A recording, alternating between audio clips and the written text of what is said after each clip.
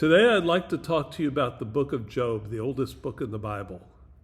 Job, the name means hated or persecuted. He was given that name by his father Issachar, who was the son of Jacob. That makes Job the grandson of Israel. And he was also listed among one of the people who went into Egypt. Now, why he's not in Egypt now, when the book begins, they say he's in the east, which is in Syria. Why is he not with the rest of his family? As Lester Summerall says, the lone banana gets peeled. Now, the key to understanding the book of Job is a word, ingenuous.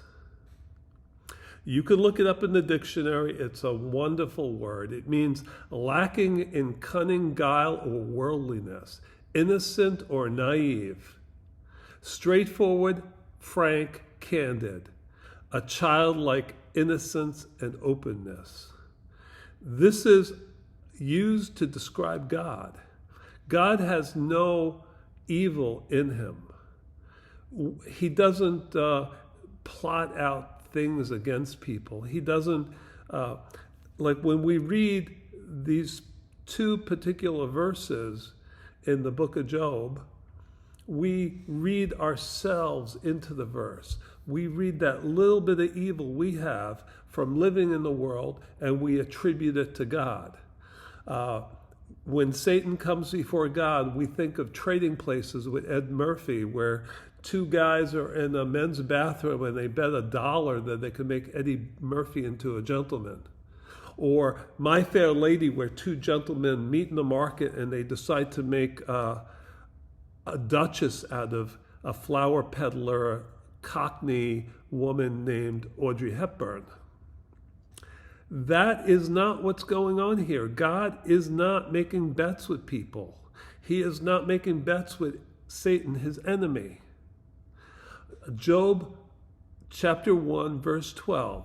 And the Lord said to Satan, behold, all that he has is in your power. That is a statement of fact. It is not giving the devil permission. It is not putting it in his power. He is stating something they all knew. Everyone in heaven knew the devil was the master of the world and that Job was his slave. Behold, all that he has is in your power. But what God does is he doesn't permit it, but he actually does the opposite of permitting. He limits it. He says, only do not lay a hand on his head. Now, did God trust the devil to do that? No. He had angels standing there right next to Job with their swords drawn, making sure the devil would not lay a hand on the person of Job. Job 2:6, it's the same thing again. The Lord said to Satan, behold, he is in your hand, but spare his life.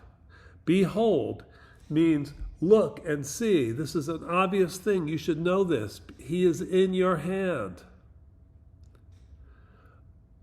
And then God again limits it, saying, but spare his life. Again, an angel was there protecting his life. Now, why did the devil come before God? Well, do you think God has people at the door watching? Would God be worried that some enemy would come in? Is God worried about that? Well, when the devil comes in, does God not know that he's already coming? Does he not already know what he's going to say to God? And then you may ask, but why does God even talk to the devil? Well, do you have family members that you talk to that you don't like? Do you have business partners or people, IRS agents who you don't like and you have to talk to them? God has to talk to people too that he doesn't want to talk to. So remember this when you read the book of Job. Do not put yourself into the place of God. Remember, God is good 100%, 1000%. The angels go, holy, holy, holy, because they're so in awe of how good God is. There is no trace of evil in him. He is not making a deal. He is not cunning. He is not plotting. He doesn't even think anything evil about anybody.